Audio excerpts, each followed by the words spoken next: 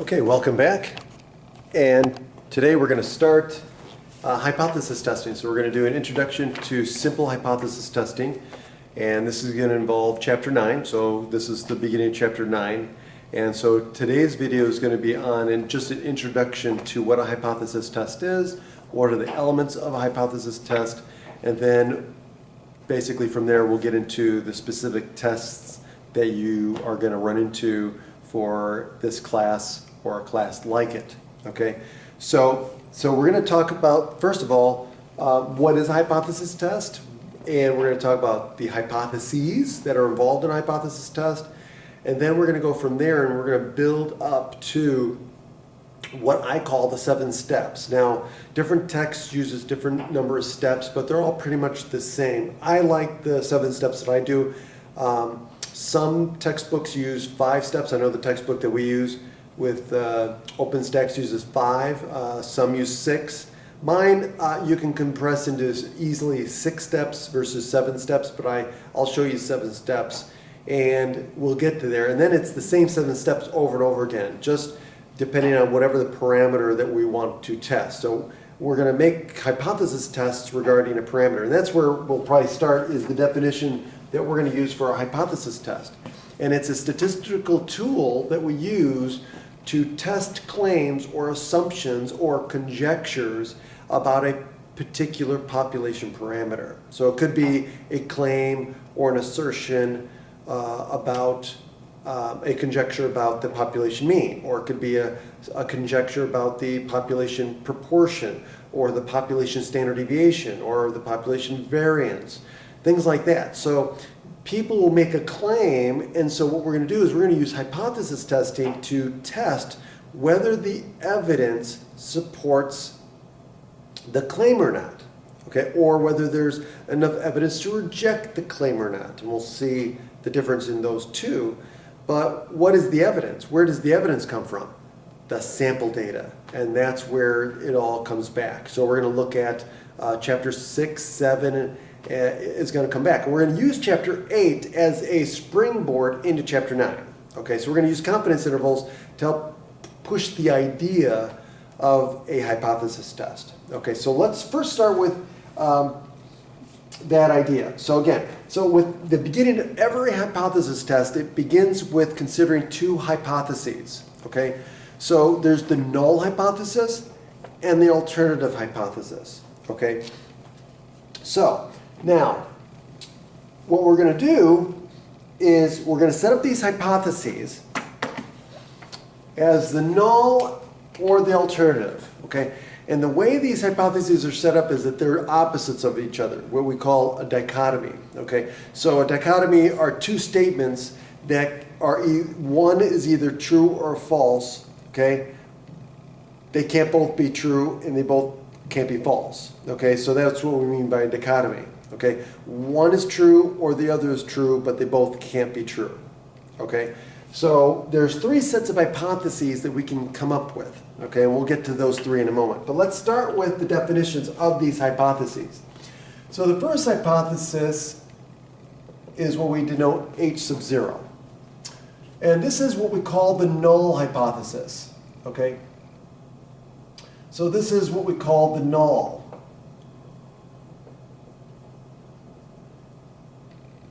Hypothesis. Okay, and it's denoted by H sub 0.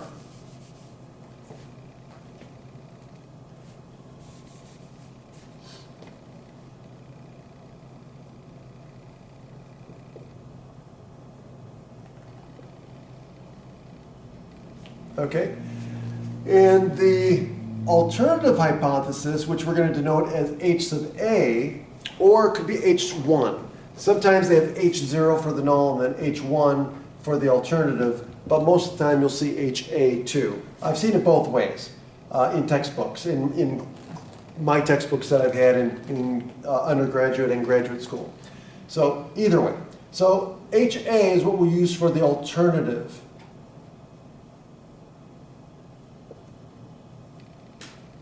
Hypothesis. Okay. Now, The alternative hypothesis is the one that we're always going to assume is true. That's the claim, not the claim, but that's the assumption. That's the one we're always going to assume, okay? And we're going to assume that this is true. The alternative hypothesis, on the other hand, is what's going to tell us what test to run, okay? So the alternative hypothesis tells us the test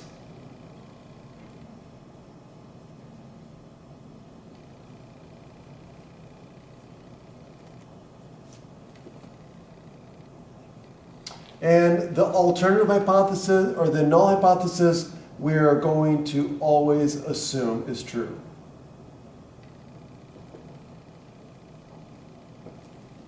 Okay? So now, though that's the difference between the null and the alternative hypothesis. Now, what forms can they take? They can take on any one of these forms.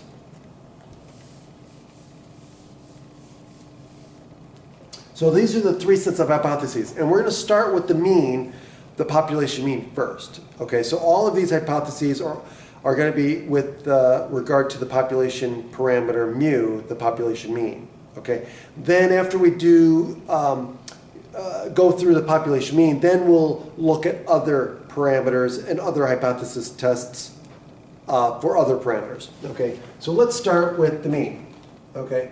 So here are the three different hypotheses that you could have. So you could have mu0, mu h, and you could have mu is equal to mu naught, or you could have mu is not equal to mu naught. Okay? So now, this is a two-tailed test. So the alternative not equal tells us that this is a two-tail test, okay? So that's what we're going to do. So this not equals tells us that we're going to do a two-tail test, okay? And I'll explain what all of this means after we go through everything, okay? So just pay attention. It'll all make sense as we go through the examples and we do more and more examples of these. We're going to do plenty of examples, okay? So now, the next set of hypotheses you could have are these two. You can have mu is less than or equal to mu naught versus mu is less than mu naught. Okay. And then finally, you could have mu naught, the null hypothesis is mu is less than or equal to mu naught versus mu a, or the alternative hypothesis is mu is greater than mu naught. Okay, so you could have these set of hypotheses, these set of hypotheses, or these set of hypotheses. So now let's go back to this one. This one here is what we would call a left tail test. Okay, and this one here is a right tail test. Okay, so notice these two are what we call one-tailed tests. Okay, they only involve one tail, and again, you'll see what I mean. If you don't know already, or if it's not like an inkling in the back of your mind, you'll know in a minute where this is all coming from. Okay, so these two are one-tailed tests. Left tail. Notice that the arrow. This is less than, so notice the arrow points to the left, less than, so it's a left-tailed test. And then this symbol for greater than is pointing that way, the arrow points that way, so this is a right-tailed test, so it's greater than. So again, greater than is right tail, less than is left tail, and the not equals means that it could be either left or right. It's both, right? So it's two-tailed test, right?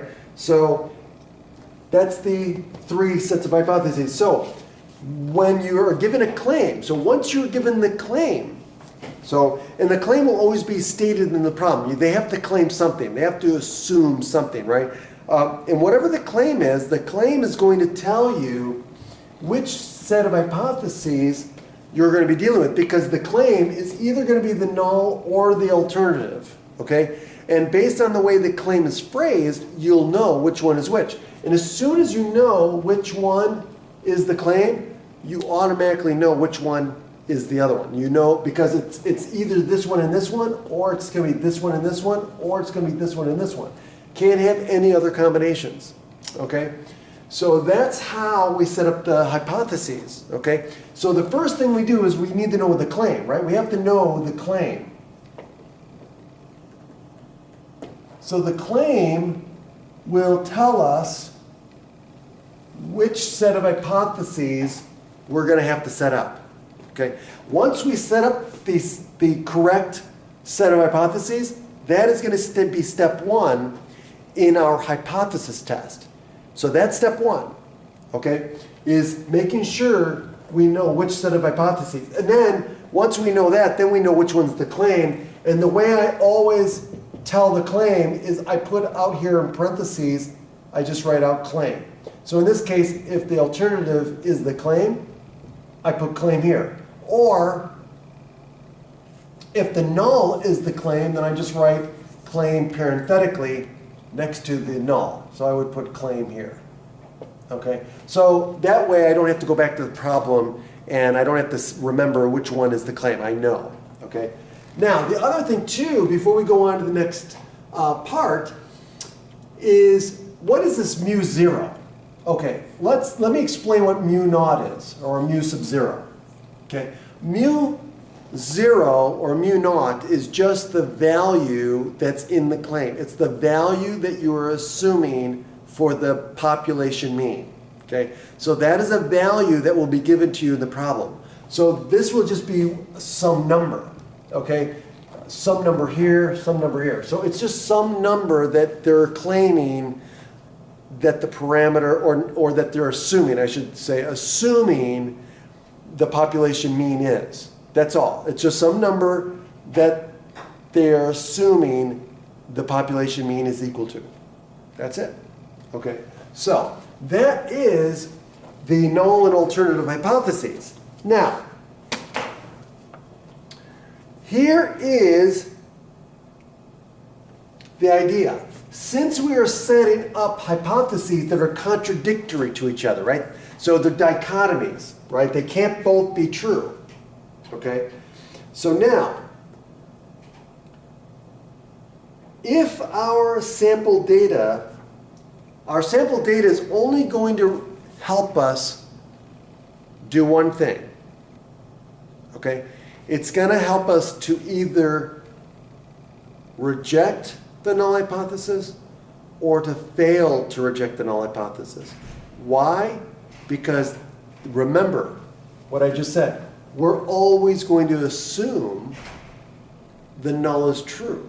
So if we start with that assumption, so remember the examples that we did before with the doe population, the female deer population for the Mesa Verde National Park, and also some other examples that we did where we made an assumption and we said, okay, well, let's look at the data. Does the data support our assumption or not? And I said, well, it depends on, at that point we were looking at probability of an event, right? And we saw that the probability of the event was so small that either we're really lucky or the assumption was wrong. And I said, well, in this case, we're always going to assume that our assumption's wrong. We're not going to assume that we're that lucky, okay, based on the sample data, okay? So now, let me finish up here, and then I'll give you an example, kind of like put the big idea at hand here, okay? So, here's where we're at.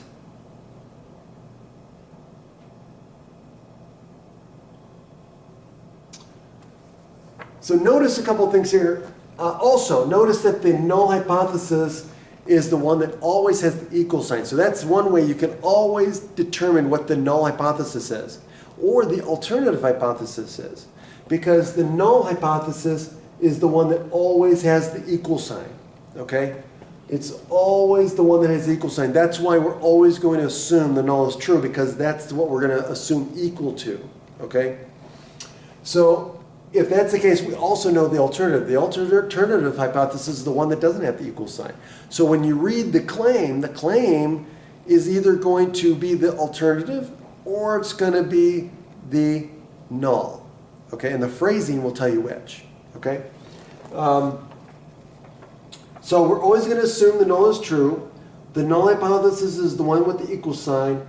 The alternative hypothesis is the one that tells us what test we're going to run to test the null. Okay? Okay. So let's see here. So here's the thing.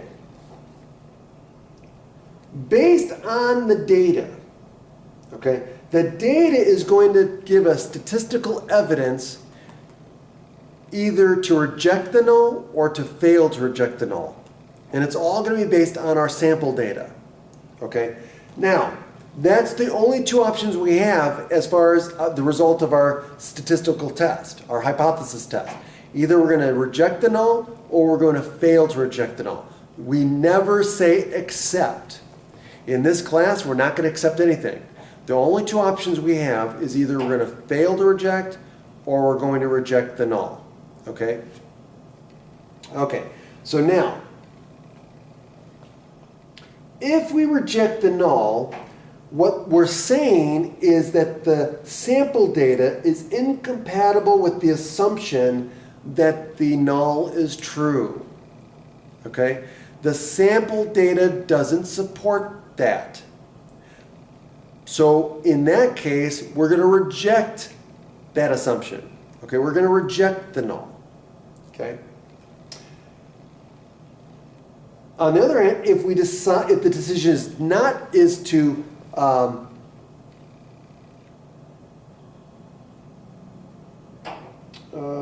if the decision is to, hold on a second.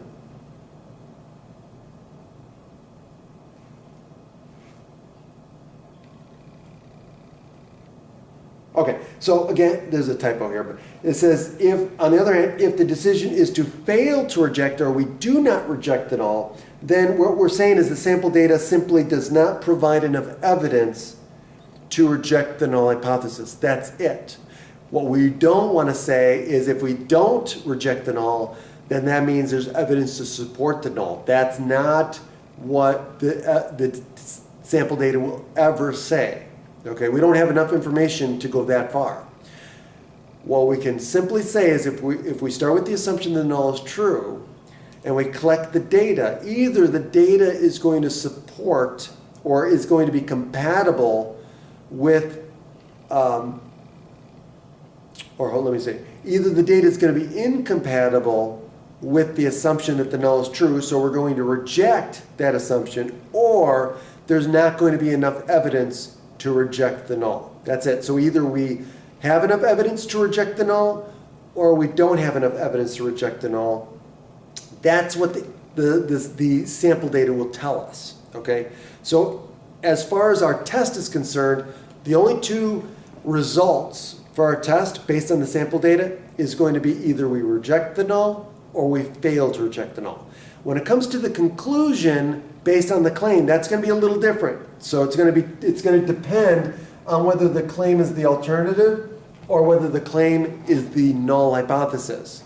Okay? So we'll get to that later on. But keep in mind, it's going to be different than depending on which one we're doing. Okay? Which one we're claiming, rather. Okay. Let's see here. Okay, so here are the basic rules, things you want to keep in mind. So the null hypothesis must include an equal sign. Okay, so either here, here, or here. One of the hypotheses must represent the claim being tested. So it could be either one. And the way I denote that is by just putting out here, parenthetically, I just write out claim, so in parentheses. Okay. And 3, the hypotheses should be contradictory statements. That means it has to be one of these 3 pairs. Okay? Can't have anything else. Okay? So just keep that in mind. Okay. So now here's an example.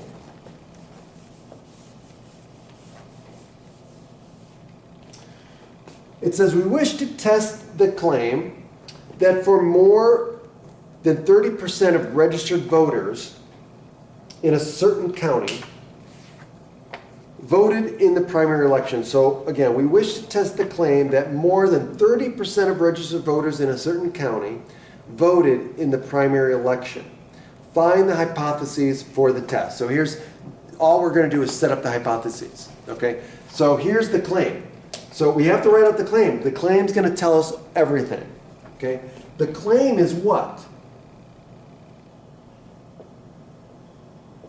Oops.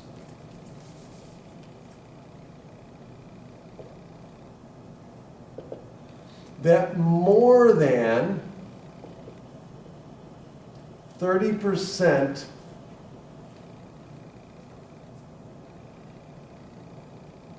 of registered voters in a certain county voted in the primary election. Find the hypotheses for this test. Or actually, you know what, let me do, this is a different one. I'll come back to that one. We'll come into that. That's not the correct parameter. I don't want to do that one. So here's the other one. It says we want to test whether the mean GPAs, so there's the keyword, mean. The mean GPA of students in American colleges is different from 2.0 out of 4.0. State the hypotheses for this test. So here it says the claim, right? What's the claim here? They're claiming that the mean GPA of students in American colleges is different from 2.0.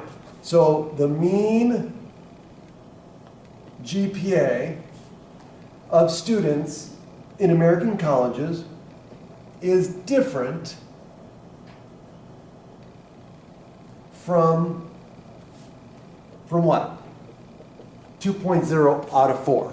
Okay, so here's what we have. So we claim that the mean GPA for all students in American colleges, right, is different from 2.0. So how does that translate? Well, the first thing, I'm going to translate it into symbols to match one of those three sets of hypotheses, right? Remember, the claim is either going to be the null or the alternative. Well, what does this mean? Well, the mean GPA, well, that's mu, right? That's the parameter, right? That's the population mean, right? The mean GPA of all American, of students at all American colleges, right? Is different. Well, what does that mean? Well, that's the opposite of equals. What's the opposite of equals? Not equals. So is different, right? And then from what is this? What was 2.0? 2.0 is your mu naught. That's the mu naught.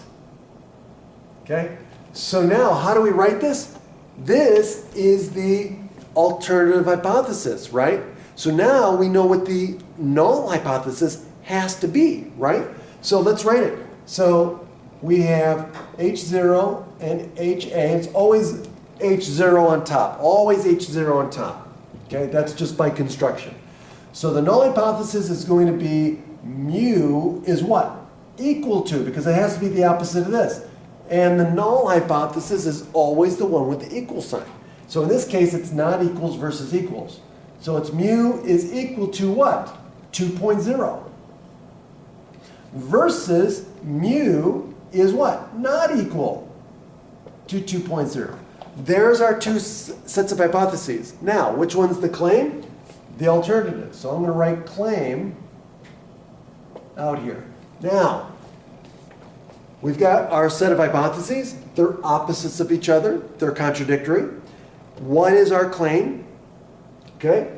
And what test is this? Now, you don't necessarily have to write this down, but it's good practice as far as just help you remember what test to do. But remember, this is not equals. So this tells us it's a two-tail test. Okay? And that's it. Okay? So that's how we set up the hypotheses for a population mean, a test for a mean, right? Okay, so now, let's see what else we have. Let's use this example. Here's another example.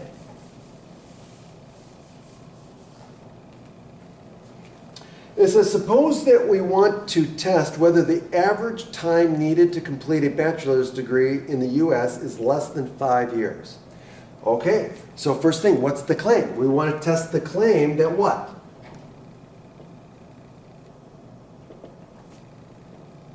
The average time, well, the average time for what? Needed to finish a bachelor's degree in the US, right? So the average amount of time needed to finish a bachelor's degree in the US is what? Is less than 5 years. Okay, so here's our claim right there. Okay, so now, how do we translate that into one of the hypotheses? Well, average, we're talking about mean, right? Average time to what? Complete a bachelor's degree in the US. This is mu, right? This is the parameter, mu. Now, what does this translate into? Is less than. That is just a symbol for less than, right? And then what's this? This is your mu 0, your mu naught. So now we know that this has to be the alternative hypothesis. Why? Because there's no equal sign here. Okay, it's less than, strictly less than. So now, what are the two hypotheses now? Well, it's going to be mu is what? What's the null? Well, it's the opposite of less than. What's the opposite of less than? Greater than or equal to. Remember, it always has to have the equal sign, so it makes sense, right? So greater than or equal to what? 5 years. Versus, what's the alternative? Mu is what? Less than 5 years. Okay?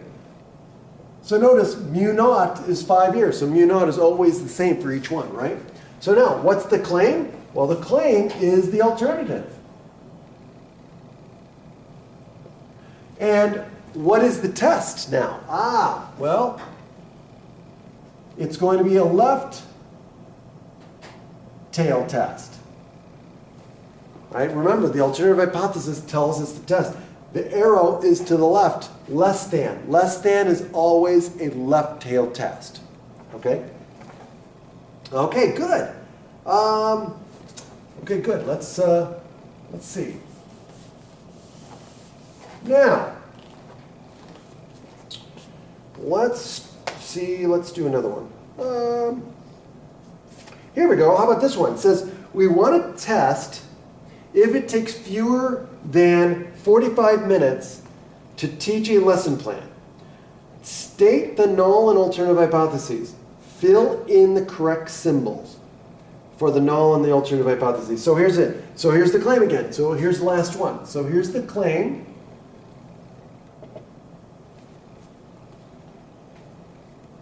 The claim is that it takes fewer,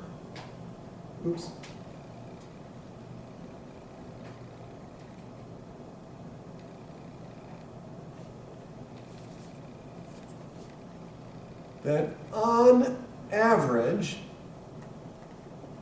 it takes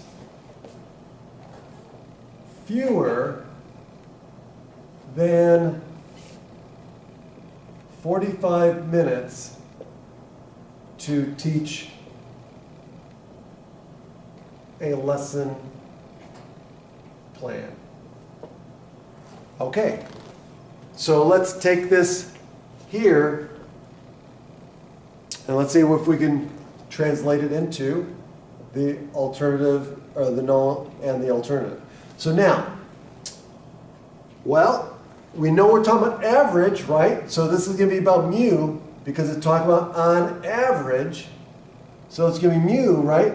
It's not going to be any of the parameter that we talked about yet. So, but on average tells us mu, right? Now, it's going to be fewer than 45 minutes. Well, this here, let me do this because I don't want to confuse. So here, this is going to be mu. Well, this 45 minutes is mu naught, right? So this is going to be mu naught, which is 45 minutes, and 45 minutes here. So now, what is the claim? Well, what's the key word? The key words is right here. Fewer than. What does fewer than mean? Less than. So we're saying mu is less than what? 45 minutes. So less than always goes here. Why? Because it does not have the equal sign. So that means this has to be greater than or equal to because they have to be opposites. And once again, the claim is the alternative. Now, just keep in mind, the claim will not always be the alternative, okay? We'll do examples where it actually is the null, and we'll talk about things when it's either the alternative or what happens when it's the null, okay? But that'll come later, okay? Right now, just make sure you're able to set up these hypotheses because this is going to be important. Okay. Let's see here. Okay, that's it. I think I'll wrap up there. And so we're going to start next time on the next part of the hypothesis testing. And so once we set up the hypothesis tests, then we're going to walk through the different steps of doing the 7 steps. And as I go through the 7 steps, I'm going to stop and I'm going to do the in more detail for each step. So, and then what we're going to do is after I go through the 7 steps for the mean, we're going to do lots of examples of how to do a hypothesis test using the different methods. And I'm going to go through each method. There's 2 different methods that we're going to talk about in this class. And they're really the only 2 methods, I should say. But I'm going to show you how to do both methods in the next few videos. Okay. So that is the introduction to hypothesis testing. And that's where we're going to leave off. And next time we'll go on to the next part and we'll continue on. Okay, thank you very much. See you next time.